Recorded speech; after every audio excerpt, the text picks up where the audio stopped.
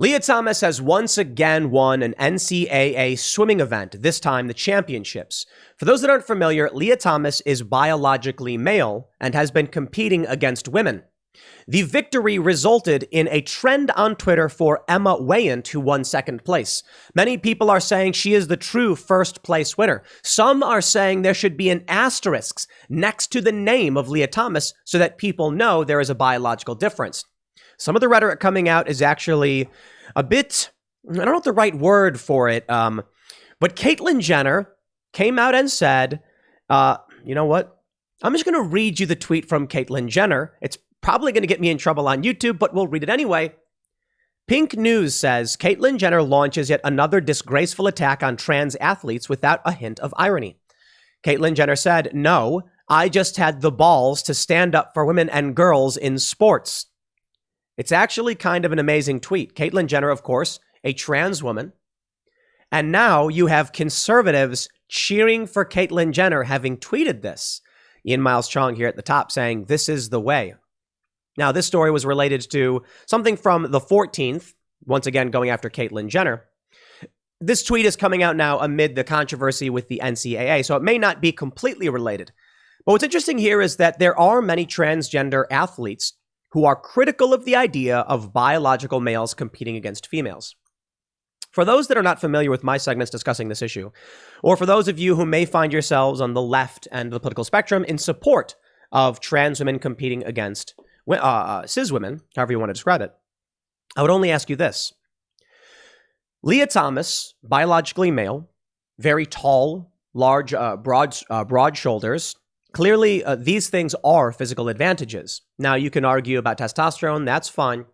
If the issue is that men and women, these are social construct categories, and that the women's category is simply a social construct category, why is Isaac Hennig, a biological female who identifies as a man, also competing against women? You see, if you operate under the progressive perspective, that's gender as a social construct, then Isaac Hennig must be competing in the men's division, but isn't. If you are on the conservative side of things, then you'd probably argue that Isaac is in the right place competing against women as a biological female, but then Leah Thomas should not be. I need to understand, for those that are on the left, how you justify this. Now, of course, people have come out and said that Isaac Hennig is not taking testosterone, but I don't know how that matters. We're talking about a social construct, not biology. So which is it? Is it that your biology determines whether or not you should compete against females? In which case, Leah Thomas is, I believe, around 6 feet tall, substantially taller than men on average, with more bone density, muscle mass, and collagen, despite being on hormone replacement. That doesn't change the biology. Isaac Hennig has received top surgery, but identifies as a man. If you come to me and say, anyone who identifies as a woman can compete against women, I'd say, okay, yeah, I got no issue there. I don't compete. These are the rules you guys set. By all means, do it. But then how can you have a man, Isaac Hennig, competing against women? I'm just trying to figure out where this all lines up. Well, the controversy now has resulted in people shouting out Emma Weyant. And where it gets interesting is this photo right here, which, man, this story is to me, it's absolutely, it's crazy. There's videos coming out from the podium ceremony. Let me first describe this photo for those that are listening. In this image, you can see Leah or Leah Thomas, so I've been told it's pronounced different ways, standing as the national champion. National champion. Yet, the second, third, and fourth place winners, biological females, huddle together on the third place podium with their trophies and take a photo together. It's actually kind of obvious what the sentiment is among these women. These females, they clearly do not respect the Leah Thomas competing against them. Now, here's what I said in a previous segment discussing this issue. I have no issue whatsoever with Leah Thomas competing against these women. I know, but hold on, hear me out. The issue is the rules have been set. Leah Thomas is obeying the rules, is competing and winning. Okay, well, there you go. The rules are relatively arbitrary. Now, I understand, right? Here's my point. Let me make my point. I understand that for most people, we expect the rules to be biological females compete against females and biological males compete against males. But at a certain point, the rules were changed. If you have an issue with those rules, then everything that's happening is appropriate in that people are complaining and saying, we want this changed. This rule should not be in place. In which case, then the rules should be changed. But let me tell you what my issue is with the other swimmers. Actually, let me slow down for a minute. I have no issue whatsoever with these other swimmers who did really, really well and won second, third, and fourth place, nor do I have an issue with Leah Thomas. They're all agreeing to a set of rules. They're all competing, and Emma Weyant gets to be silver medal. Leah Thomas gets to be gold medal. If any one of these swimmers took issue with what was going on, they need only say, I will not swim. Now, some people have said it's hard. I've seen these responses. It's hard.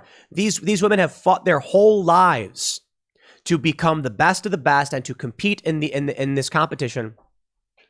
I don't see that as an excuse for not standing up for what you believe in and for agreeing to participate in something that you're coming out and saying is wrong. If you believe this is wrong, don't do it. So are you satisfied with your silver medal? I haven't seen any of these people come out and make statements about them being unhappy about it. I'm sure they are. I mean, this photo speaks volumes. You can see how they're huddled together away from Leah Thomas. When Leah Thomas was asked about the hate, Leah said that they'll just try to ignore it. That to me is also absolutely crazy. In a video that came out of the podium ceremony, they go from bottom up. They're like, in third place, in second place, Emma Weyant. And everyone's like, woo, and they're all screaming and cheering. And the national NCAA champion, Leah Thomas. And you hear boos and spatterings of clapping here and there and booing. I don't understand how you can be sort of coming into a designated space where everyone is opposed to you being there, where the other athletes separate themselves from you, and you would stand tall and say, I deserve this. There are, here's my mentality, right? Because I think this is the difference between authoritarian and libertarian. I would say Leah Thomas is probably more of an authoritarian. I can take what I want, and they should have to abide by what I want. I view things like, if I'm causing a burden to too many people, then I will choose to leave. If I'm with a group of people, and they all say something like, we want to go get, a certain kind of food to eat. If I'm friends with most of these people, so let's put it this way, right? I try to avoid eating lots of sugars. I've been talking about it. I got to get the sugars out of the diet.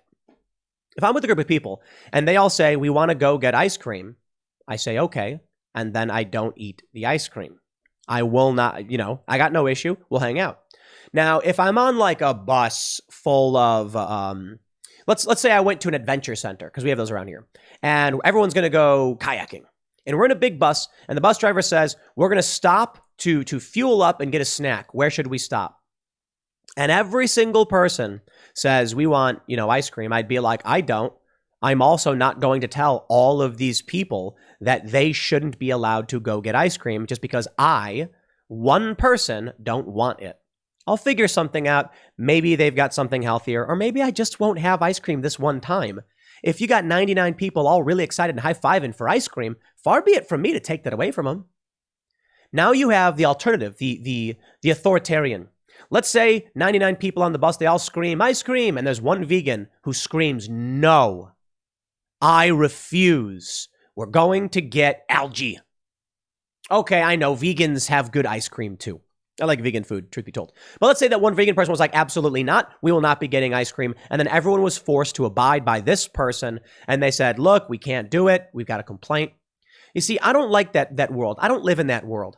I am not a big fan of utilitarianism, but I am a fan of respecting the decision of a group when people are all happy to want, happy to have something. I don't think one person should enter someone else's space and dictate they not be able to have their happiness. So for me, I would just say, I'll go find something else. I'm resilient. I'm self-reliant, which is why it's strange to me that Leah Thomas is just so adamant about being in a space where people are booing and these other women are separating themselves. But look, again, I'll throw it back to what I said earlier. More power to Leah Thomas. If these young women don't like what's happening, they need to stop participating.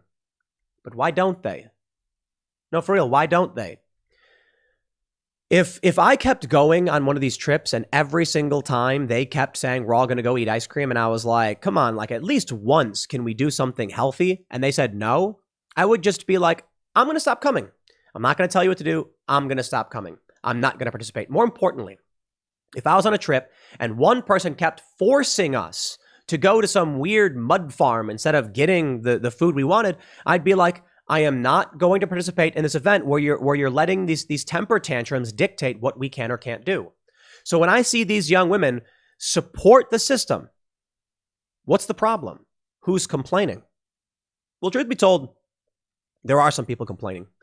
In this story from the Daily Mail, quote, Leah bumped my teammate out of the finals. Brave Virginia Tech swimmer bravely speaks up to reveal friend was heartbroken at losing place in NCAA championships to trans athlete who continues to sweep the board. Let me read a little bit. They go on to mention Leah Thomas. They say until 2019, Thomas was competing for UPenn's men's team, but has since completed the required year of testosterone reduction treatment. Okay, let's play a game. Prenatal testosterone has an impact on fast twitch muscle development. Male puberty has an impact on lung capacity and heart size, height, bone density, skin collagen. All of these things cannot be taken away by replacing testosterone. Replacing testosterone does have an impact, but the advantages are still there. And that's actually me citing a transgender athlete, I believe out of Portland. We covered this story in the past. They say a Virginia Tech swimmer on Thursday spoke out on camera against Thomas, saying she had an unfair advantage. Others have anonymously criticized Thomas, but she is the first to share the disappointment and frustration on camera. Another swimmer, former Olympian Felipe Delgado, said the controversy was not Thomas's fault and said the NCAA leadership committee was to blame. I completely agree with that. They could have followed USA Swimming's lead when they announced in February that 36 consecutive months of testosterone reduction were needed. I still don't agree with that, but I do think the NCAA is at fault, not Leah Thomas. If someone says, here are the rules, and I say I'll abide by those rules and people get mad about it, I'll be like, I am abiding by the rules. You know what movie I just watched? I forgot what it's called, but it's called, I think it was called Bad Words, something like that. It's with Jason Bateman, and he enters a children's spelling bee contest. And it's because the rule says that the child competing in the spelling bee can't have completed the 8th grade by like 2000 or something like that. And it's a loophole. He says, I never completed the 8th grade. Therefore, I cannot be restricted, even though he's like a 45-year-old man or something. And everyone's upset because he's winning, but he doesn't to prove a point.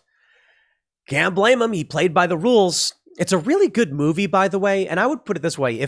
I mean, that's a bit different. That's like a one-time thing. This is a dramatic change to our culture, but let's read a little bit more. They say, NCAA executives decided it was unfair to change its rules mid-season. Delgado's daughter, Annika, 19, who represented Ecuador at the 2020 Olympics, will race against Thomas at the weekend in the 100-yard freestyle. You do not get to complain, Felipe Delgado, and your daughter does not get to complain when they actively participate in something they say is wrong. I mean, let me be fair. Of course you can complain, but I'll tell you this. You have an opportunity and you have an option. And that opportunity and option is to say, I will not compete. I mean, wouldn't it be weird if you were having like a skateboard competition and they were, I was thinking about this. I was like, what if I had a skateboarding competition to see how many backflips a skateboarder could perform, which tends to be sometimes one. And then we included scooters. And we're like, the best skateboarder win. And then some dude shows up in a scooter and he does a double flare. And people are like, bro, it's scooters and skateboards are different. They've got handles. I'd be like, you knew the rules when you signed up. People would just be like, okay, well, it's a scooter contest, isn't it? And that's what I find interesting about this. If you choose to compete in an event in which you know you will likely lose, you've chosen this. Don't compete. I wouldn't compete in a contest where it was like, look, imagine if they were like, we're going to have a local sprint and the winner gets $100 and then the money goes to charity. And then Usain Bolt showed up. I'd be like, I'm good. I don't think I'm going to win the first place prize. Like, imagine that everyone's competing for that first place prize and then Usain Bolt shows up. It's just like, come on, man. If we're going to do Olympic grade running, it's fair. If the rules allow it to happen, the way I see it is, then maybe people have fun. They know they're not going to get first place and they chose to do it. Here's what needs to happen. What needs to happen is that these people who are complaining about being bumped, they need to just not swim. Here's what I see, though. People like Emma Weyant. I don't know why people are cheering for her. And you realize that all of these people are supporting what you're supposedly complaining against. Here's the only thing I can see. Leah Thomas wins, Emma Weyant gets second, and everyone's smiling and happy and cheering. Okay. Well, that's it. If all of these people walked out and no one swam, wow, the rules would change overnight. This is what really bothers me the most about people. Seriously, the rules would change overnight, and you know it. There is no excuse for saying you don't support something, but then propping that system up. The rules would change overnight. We're not talking about millions or billions of people. We are talking about 10 people, 10, who just walk away. Here's what you can do. You show up to swim. You stand there ready to go. And then when they announce, the whatever they do, go, the bang goes off or whatever, all of the women just stand and they don't swim. Leah Thomas will jump in and start swimming alone. But they don't do that because I don't think they actually care all that much about what's happening. They'd rather just beat people like this. This individual who gets bumped, it's sad. The same thing happened. The 2 women got bumped up in Connecticut when 2 biological males ran in a track competition. And, they complained about it. Well, yeah, they got bumped. But the women who made it to the podium, who got the scholarships, they're not going to complain because they're like, I'm going to get what I need and then get out. And so for that, I say, I don't care. Look, I have no idea what Emma Weyant or any of these other women think or feel about Leah Thomas. And if they aren't coming out and complaining, I don't care. And if they're willing to compete and then get their victories, good for them.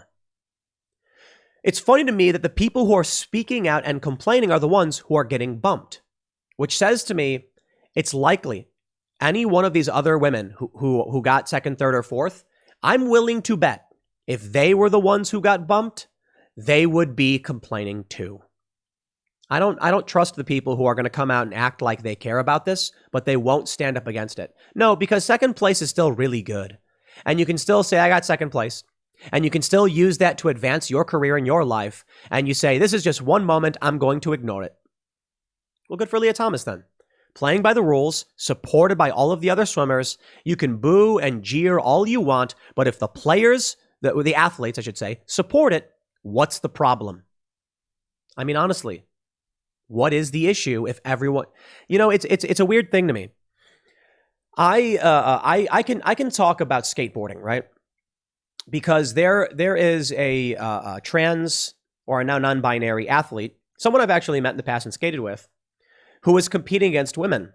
And this is what I found to be just so strange. Skateboarding is not a muscle-based sport. Like, it's not a strength-based sport. Certainly, your ability to jump gives you an advantage. Certainly, fast twitch muscle and all of these things give you an advantage. And it is a fact that male skateboarders are better at skateboarding than female skateboarders. And I'm not saying that to be mean. It's just a reality if you just look at skateboarding events. I think it was a 12-year-old boy who landed the first 1080. I don't think we've seen any girls. Actually, no, I take that back. We may have seen a fakie 720 from a young girl. I'm not entirely sure. I think so. Fakie 720. We haven't even seen a 900. But a 12-year-old boy, these are prepubescent, landing a 1080, the first time ever done on a skateboard. So there was an individual who is biologically female, competing in the women's division and winning, and then announced, that they were trans, and they knew they were trans for some time, but continued competing in the women's division. And I'm just like, why? Compete against the men. Here's the reality. The biological female identifying as a man could not keep up in the men's division. It would never happen. So I think the prospect of getting, $30,000 for a gold medal is just, why actually, uphold your own ideology and compete against the men when you identify as a man? Because I think deep down, people like Leah Thomas, Emma Weyant, these skateboarders, they know there are biological differences between males and females, regardless of whether or not you're taking testosterone. Period. That's just a fact. But no one is willing to speak up or do anything about it. So why should I complain? If you came to me as someone who didn't skateboard and said, I have an issue with this, I'd say, but you don't know anything about skateboarding. You don't know anything about the rules. What do you have to do with our community and our events? I don't know anything about these people who are swimming. I don't know anything about Leah Thomas or Emma Weyant. I don't know what they think for the most part. I don't know what their thoughts on all of this are. And I don't know what most people in swimming know or care about swimming. So I don't really have much to say other than this. All of these women on the podium support what is happening with Leah Thomas. And good for them. They're not going to win, Congratulations. You'll only ever get close to that silver medal unless you're doing endurance swimming, because females actually do better than males in endurance swimming. At a certain amount of time, women actually do better, and it's due to buoyancy and things like that. I was reading about it. It's very interesting. So, if they're okay with it and they seem to be all happy and smiling on the podium, well, good for them. Everybody else who wants to complain about it, I ask you this. Are you involved in NCAA? Do you have someone in family or friends who are in swimming? Now, I can certainly respect and understand if you're concerned about the overall idea of sports in general. That I agree with. My issue here is, before any of us step up and demand changes to the NCAA, we need to ask these young women why they aren't doing the same. Many of them are. I'm saying these women who continue to compete, why aren't they speaking out? Could it be they support it and they don't want first place? Silver medal, congratulations. Is that what you wanted? If that's the case, I'm not going to pretend to be mad on your behalf. Now, ultimately, I think the problem in this country that we have culturally is that there's no strong, cohesive culture. People aren't willing to speak up and say we should have, specific cultural norms. How about this? To all the conservatives, here's a simple solution. Start your own swim organization. And I genuinely mean this. Parallel economies. Make it. For the time being, if the athletes themselves don't seem to care, then what are we complaining about? I'll leave it there. Next segment's coming up at 4 p.m. over at youtube.com/Timcast. Thanks for hanging out, and I'll see you all then.